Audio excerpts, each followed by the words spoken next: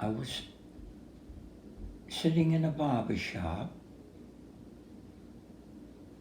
and I was reading a paper, a sporting paper. It was probably the Sporting News, and I saw a rather large ad in there. It said, "Veterans, do you want to become a major league umpire? Uh, do you want to be a part of the vital part of baseball, not as a player, but as an umpire?" I'm starting a umpire training school in Florida. I could not say, if I had to make a guess, in those days, it probably was Bradenton, Florida, or it could have been St. Petersburg, but it was definitely in Florida. And it was going to run, I think, for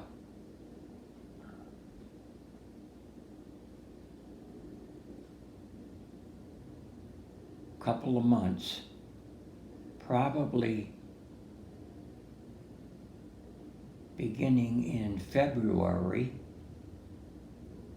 because it was warm enough in February in Florida, and March. I think it was before the Major League season began. I think it was 2 months. Maybe it was a month. That I can't quite guarantee. And it kind of put a thought in my mind. I loved baseball. I knew I was never good enough to become a major league baseball player. I just wasn't big enough, didn't have the size, the muscle. But I thought, oh gee, I wonder if I graduated, could I ever, over a period of time, advance from one league all the way up to the major league? It was probably a dream, but I thought I might be able to do that. So I cut out the application. Oh, it also said you're eligible to go to the school under the GI Bill, and that included me. I don't remember, the GI Bill gave you like 3 or 4 years of education, because I had thought at one time when I got out of the service I would use that and go to Brown, but that idea disappeared quickly. Mom kind of didn't want me to go to college. She thought I'd be kind of influenced with the party life and all that stuff in the schools. Well, I cut out the ad, I filled it out.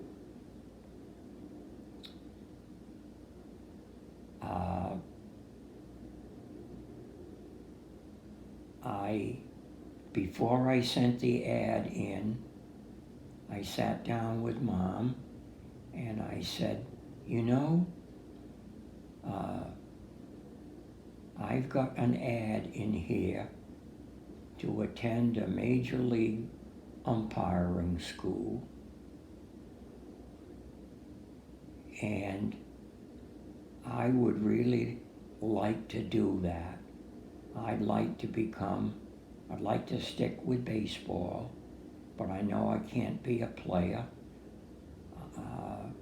I'm probably just about the age that they want. And we talked and we talked and we talked, and Mom finally said, well, why don't you send the ad in anyways and see what develops.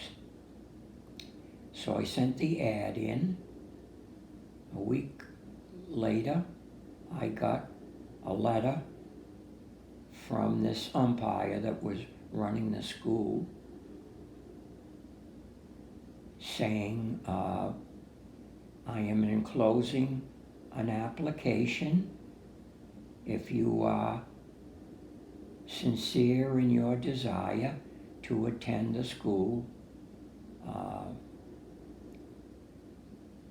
fill out the application and return it.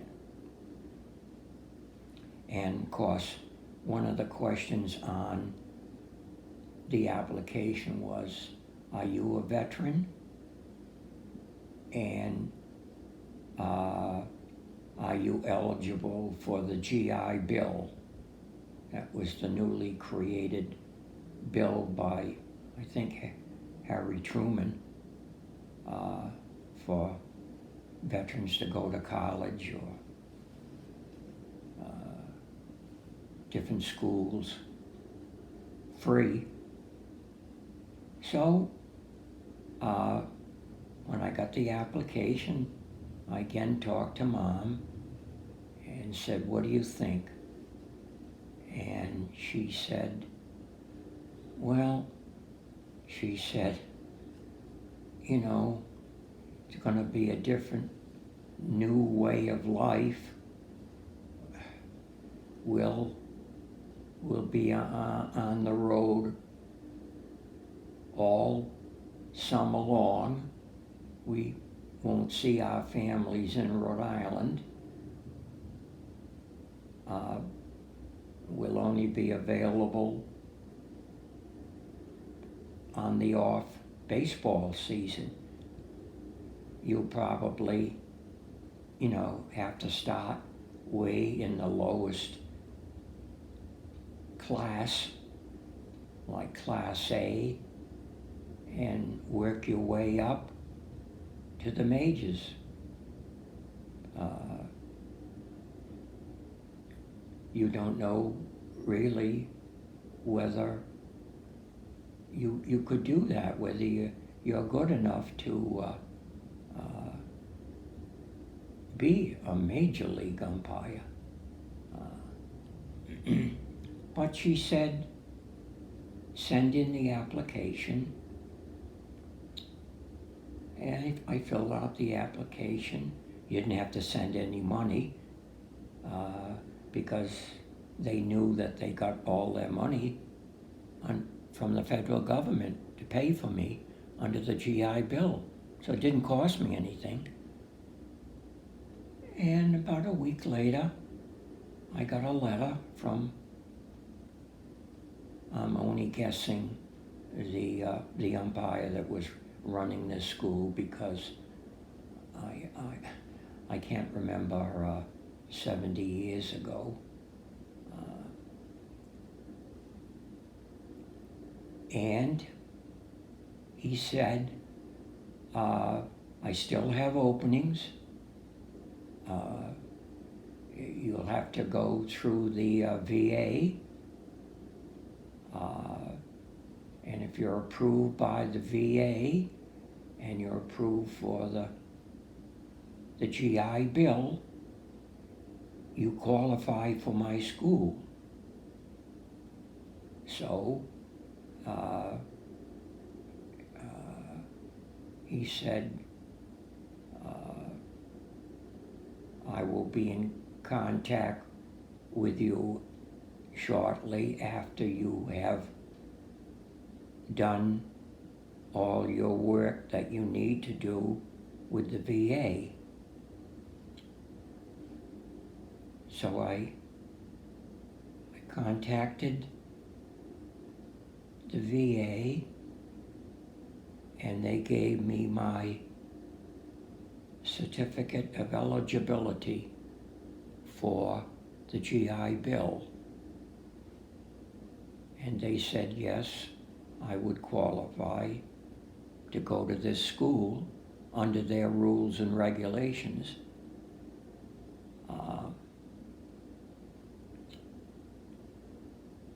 They gave me amount that I was entitled to.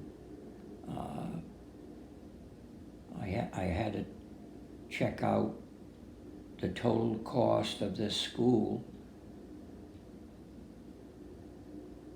or maybe they did it themselves, I don't know.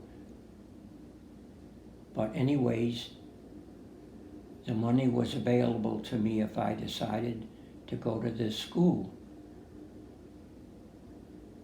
So when the umpire that was running the school contacted me again,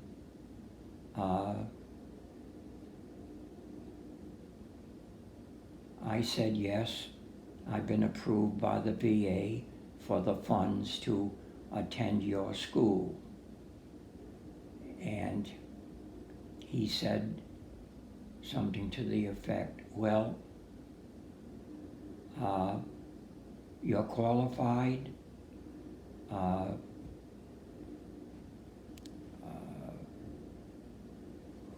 We would make all the arrangements where you'd be staying with other young men that decided to attend that too. I think there was like 25 or 30 applications they had gotten that they approved. They turned down some apparently, but they must have liked my background. And then I waited, and then I got another letter saying all arrangements had been made for me. The date I would have to arrive at the camp, the dates at the school that they would be having the school, and of course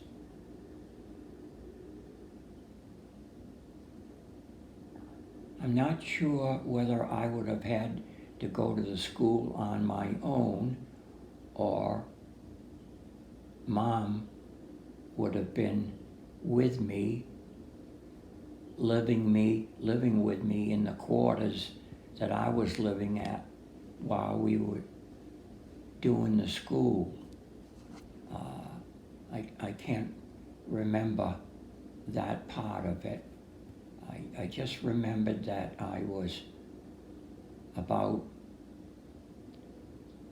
maybe 80% convinced that I could do that. Mom gave me her, I don't think I would call it an enthusiastic okay, but she said, if that's what you want to do,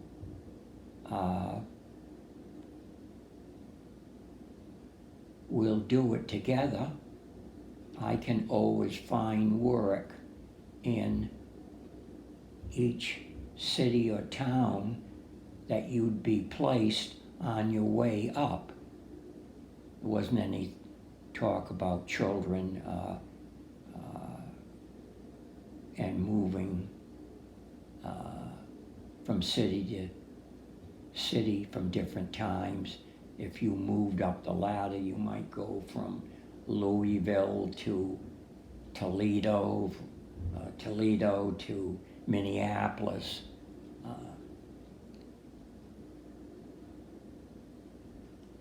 So we continued to talk about it. The final correspondence that I got from this umpire was, you must give me your decision by a certain date. I think it was maybe a couple of weeks from the date that they contacted me with. So Mom and I kept talking about it and the pros and the cons, and the pros was that I would be doing something that I love to do. The cons were we'd be moving all around, be like living in a suitcase. I think at that point, the first discussion came about what about future kids? They would be moving all over the place like a military family.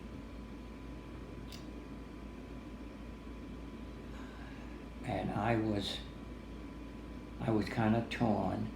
I really wanted to do it, but I kept thinking of Mom's points, and they made sense to me. But I was so close to telling him, okay, we'll be there on a certain date. And then I think just before the date that I was to arrive and enter the school,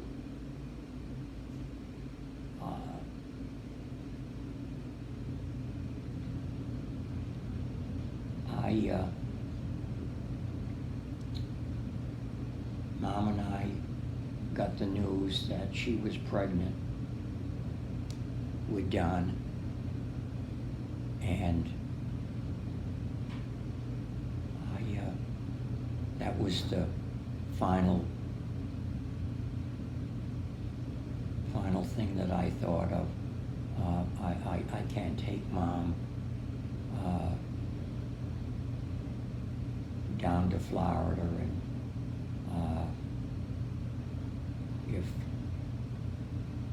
where would I be assigned as my first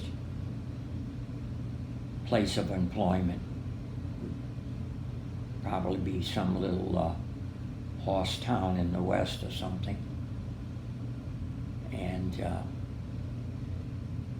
at that point I said, this is a dream, but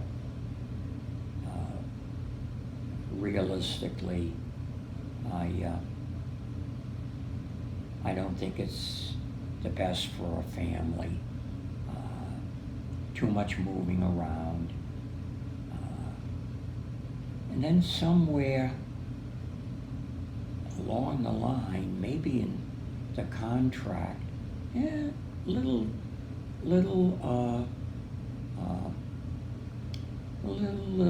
printing somewhere along the line, it said, although 90% of our graduates are placed with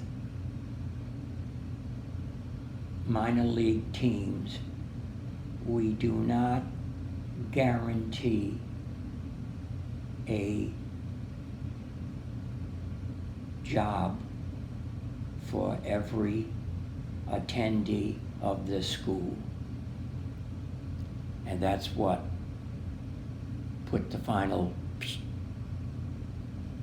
I said, no. If we went down there and somehow I flunked out. I'd have given up everything, and my family was starting to come along now, and I said to myself, this is a dream. If I wasn't married, had no responsibility, I would have jumped at it. But we were basically newlyweds starting off in life, and I had a job, a secure job.